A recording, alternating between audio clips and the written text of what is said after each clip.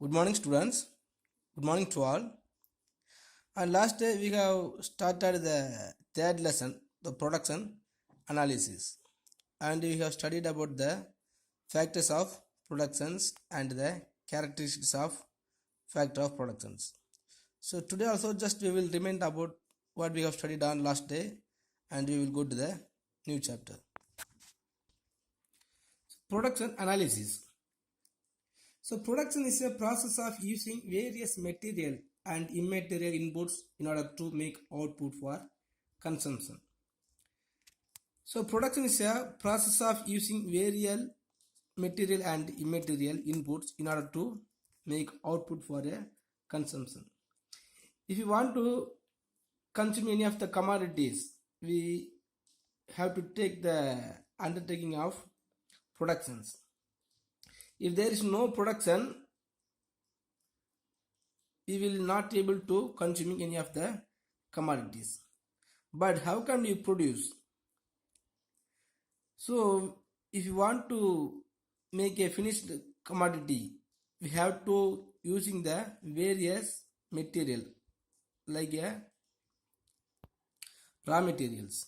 So if we are using the raw materials as a inputs only, we can bring a finished commodities. So the production is also creates the well-being of the humans. Next, we have studied about the factors of productions. Factors of productions mean some of the factors must be used into production analysis. So the land, labor, capital and organization. The four factors considered are called as a factors of productions. Because already I told you, so this any of these four, without any of these four, we can't produce any of the commodities. So the land, without land, we can't produce any of the crops and even in the industrial sectors. So like that the labor. So without the labor, we can't produce anything. So the capital and the organizations. So without these four factors, we can't produce any of the commodities. So the four factors is considered as a factors of productions. So in these factors, last day we have studied about the land. So land is the original source of all material wealth. Even if you are taking the agricultural sector or the industrial sector, the land is very much important. So in ordinary sense, the land refers to the soil or the surface of the earth or ground, right? But in economics, land means all gift of nature owned and controlled by human beings which yield an income. If a land which has the sources and if is the capacity to earn the income, that only is considered as a land. Because we will use more land, but all the land will not bring the income. So in which land will able to bringing the income, that is considered as a land. And the economic prosperity of a country depends on the richness of her natural resources. Because on the basis of the prosperity of the land only will bring the economic GDP. So the characteristics of land.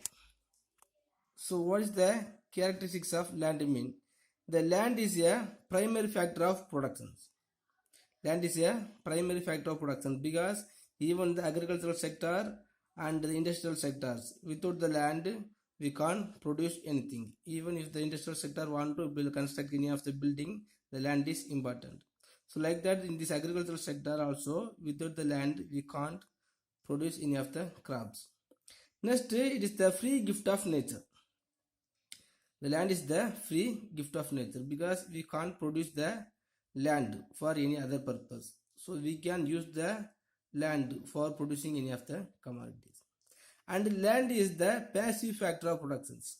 Land is the passive factor of productions means we can't do anything on the land. Next, no cost of production. So there is no cost to produce the land. So already, so it is the free gift of nature. so we can't produce. So like that, there is no cost of productions for land.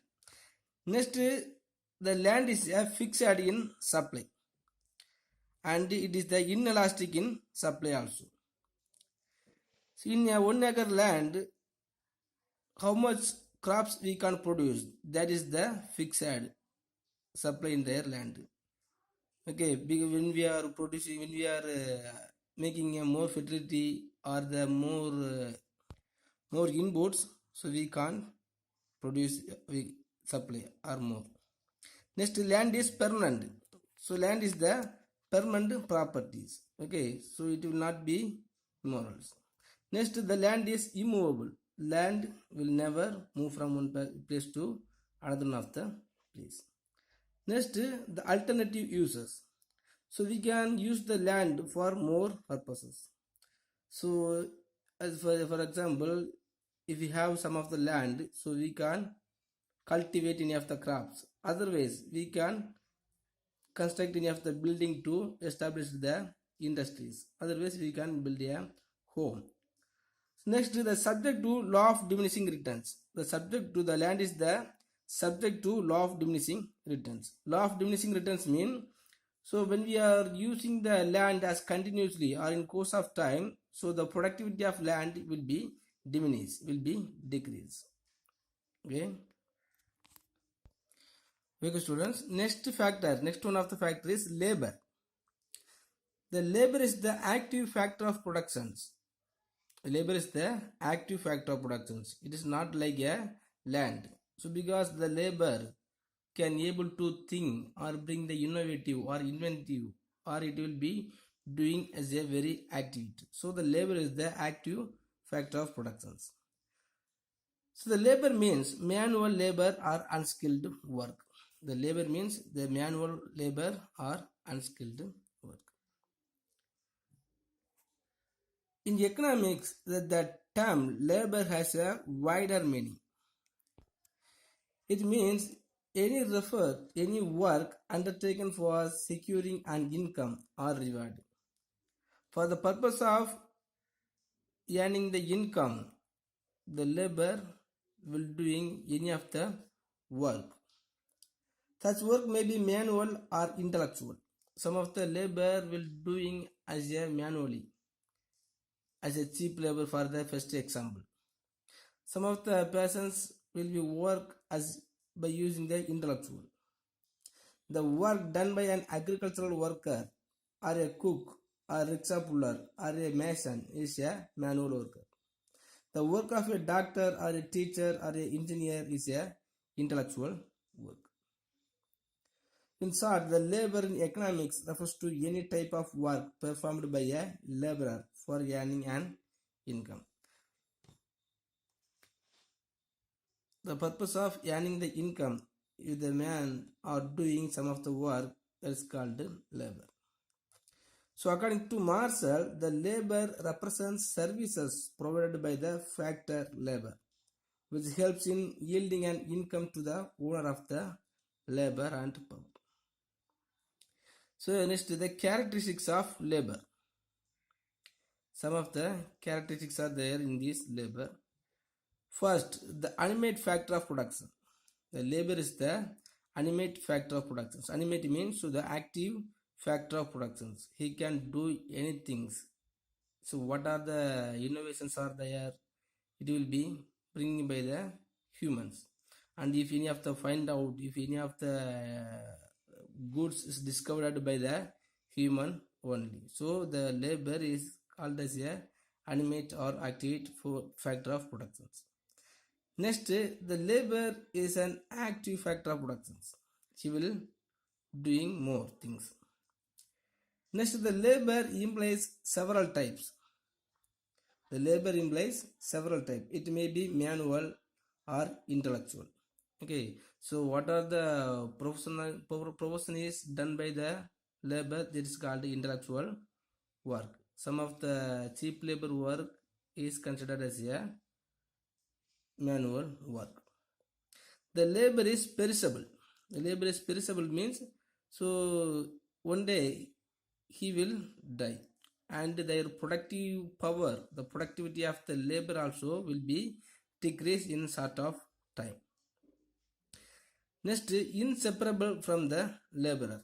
We can't separate the labor from the laborer. The labor is inseparable from the laborer. If you have some of the knowledge is not separable from you. And if the power to doing some of the work will never separate from the laborer. Next, less mobile. The labor is less mobile between places and occupations. So if the labor want to move from one place to another place, he can do it. Otherwise, he will never do it. He will never mobilize. Next, labor is a means as well as an end. Means already we have studied in these first lessons. The means mean one or the sources as well as end. End mean wants. So the human has more wants to consuming any of the commodities, and in the same time the same human only has to produce whatever they want. So only the labor is a means as well as an end. It is both the cause of production and the consumer of the product. So the wants also created from the heart of the peoples, and all the effort to producing that commodities is undertaken by the same consumers. Okay, so the labor is considered as a means as well as an end. And labor's units are heterogeneous, and labors also differs in ability. So on the basis of ability, the labors also will be different, and the knowledge and their thinking and their intellectual, it will be different. The labor supply determines its wage only. The labor supply determines its reward only. Because if a labor getting the more reward, the supply of labor will be increased. If the wage is very low, the supply of labor is maybe reduced. So normally if you earning more income only, you will go to the work. Like that, if any of the persons didn't get some of the reasonable wage mean, he will never go to the work. So on the basis of the reward, the wage only, the labor supply will be determined. Next, the labor has weak bargaining power. Labor has weak bargaining power, because if he need money, he will go to the work. Otherwise, he will never go to the work. Next of the factor, one of the factor is capital. The capital consists of all kinds of wealth other than free gift of nature. So what we will say the capital mean? The capital consists of all kinds of wealth. All kinds of wealth mean, so all the properties. So if you have the land and furnitures and the vehicles and some of the money or the gold and what are the wealth we have, everything is considered as a capital except the free gift of nature, because the capital is man-made things. Okay, but the land is not made by the humans. Okay, so the capital consists of all kinds of wealth other than free gift of nature. Free gift of nature means, so the land, except the land, what are the properties we have, everything is considered as a wealth. The master says the capital, the bond Bewak defines it as a produced means of productions. Produced means of productions. If you want to produce any of the commodities, we must need of some amount of capital. So the production, the produced means of production. So it is a stock concept. So the capital is a stock concept. Stock concept means it is not movable, but we can use these properties as a stock. All capital is wealth, but all wealth is not capital. Understand? All capital is wealth, but all wealth is not capital. Because the human, the health also one type of the wealth, and the knowledge and the intellectual properties also one of the wealth. So all wealth is not capital, but all capital we can consider as a wealth. So the next, the characteristics of capital. What are the characteristics are there in this capital mean? First, the capital is a man-made factor. Capital is a man-made factors. We can't. The capital only is created by the man. Okay. Next, the mobile between places and persons. The capital is mobilized between the places and persons. So we can easily transferring the capital from one hand to another one of the hand. So we can easily mobile the vehicles or the properties from one place to another one of the place. So the capital is mobile between places and persons. Next, passive factor of productions. The capital also will be like a land. So we can use the capital, but the capital will never doing something. Okay, so the capital also considered as a passive factor of productions. Next, the capital supply is elastic. Capital supply is elastic because simply if the demand of any of the commodity is increased, so the capital also will be increased because the producers want to earning more income. So on the basis of the desire to earning more income, so he will produce more commodities on the basis of the demand. Next, capital's demand is derived demand. Derived demand means, so if any of the demand is there and from the demand only the demand for capital will be arise. For example, why when the capital will be need more mean, so on the basis of demand, if any of the demand for commodity is more, so we have to produce more commodities. Okay, so on the basis of arising the demand for any of the commodity only, the demand for capital also will be arised. So the capital's demand is derived demand. If we need more furniture, so the furniture industries will be providing the more furnitures. So if you want to produce more furnitures, they have to make more capitals. So if there is no demand for that furnitures, the capital will never used to produce that furniture, right? So the capital's demand is derived demand. Next, capital is durable. Okay, so capital always will be existing. It will not be perishables. So the capital is always durable commodities. Here we have to note one thing, the capital may be tangible or intangible items. For example, buildings, plants and machineries, factories, inventories of inputs, warehouses, roads, highways, etc. are tangible capitals. Okay. Next, the example for intangible capitals are investment on advertisement, expenses or training program, intellectual innovations. Everything is also considered as a intangible capitals. So the training program also one of the important things in these labors.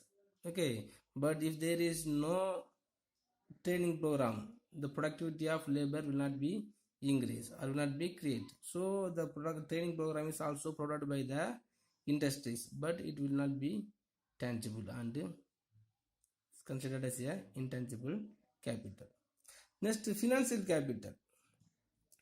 So financial capital means the assets needed by a firm to provide goods and services measured on terms of money value.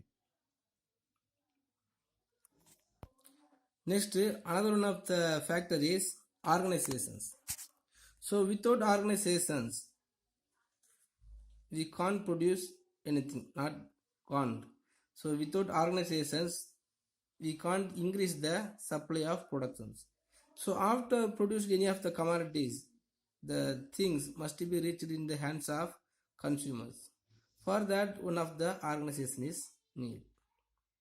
The man behind organizing the business is called organizer or the entrepreneur. An organizer is the most important factor of productions because if the organizer is not there, the produced commodities will never reach the hands of consumers. So he represents a special type of labor. The Joseph Schumpeter says that an entrepreneur innovates, coordinates other factors. If you want to bring any of the innovations, so the organizers only have to take the responsibility and the effort also. And he can able to coordinate other factors. If the organizer is not there, we couldn't understand how much amount of capital is needed to produce and how much amount of capital is needed to produce and such as things.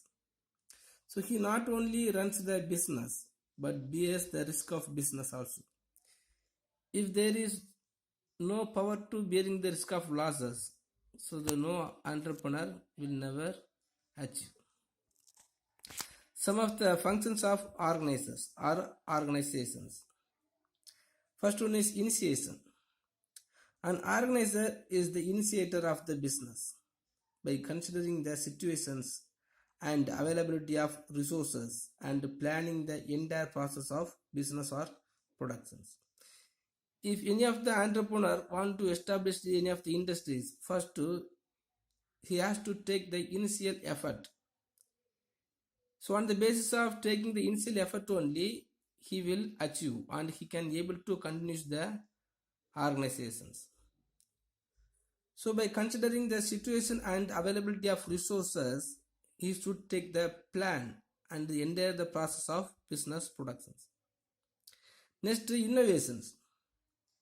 A successful entrepreneur is always an innovator. He introduces new methods in the production process. Normally, we are using the Android mobile now, but before that, so normal mobile only used by all the peoples. But after innovating in the mobile or mobilities, so the demand for that Android mobile is increased. But the entrepreneur must be taking the responsibility to the innovations. A successful entrepreneur is always an innovator. If there is no innovations, there is no success and there is no improvement. He introduces the new methods in the production process. If you are considering in this agricultural sectors, once upon a time every peoples are involving in this agriculture and there is no machineries. But after that, now the more machineries are involved are applied in these agricultural sectors. Next, coordinations. An organizer applies a particular combinations of the factors of production to start and run the business of productions. If you want to produce any of the commodities, we have to arrange the factor of productions as a reasonable ratio. For producing any of the commodities, the organizers only has to arrange the capital and the reasonable number of workers. If the shortage of worker or is the shortage of capital also will bringing the failure of production analysis. Okay, so the organizers only has to coordinate the factor of productions to produce any of the commodities and start and run the business and production organizations. Next is the control and direction and supervisions.